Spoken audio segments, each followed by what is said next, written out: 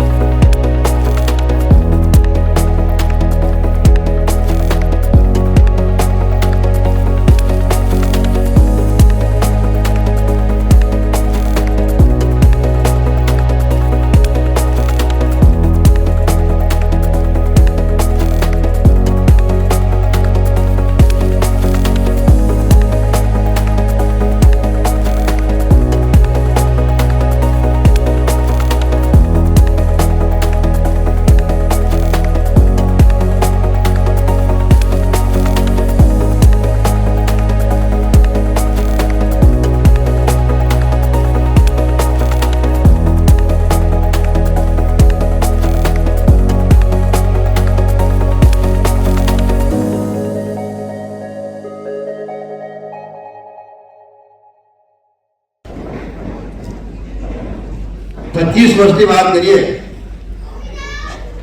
2001 में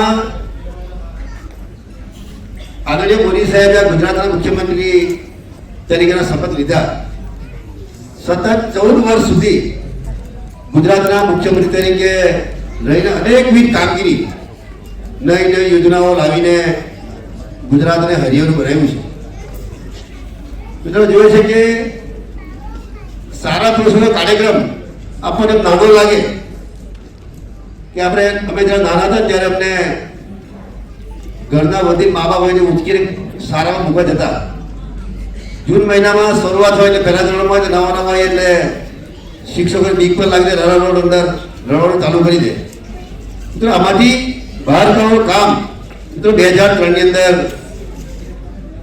મોદી સાહેબ જ્યારે ગુજરાતના મુખ્યમંત્રી હતા ત્યારે ડેડિયાપાડા તાલુકામાંથી આ સારા પુરુષોનો સૌપ્રથમ શરૂઆત કરાવી।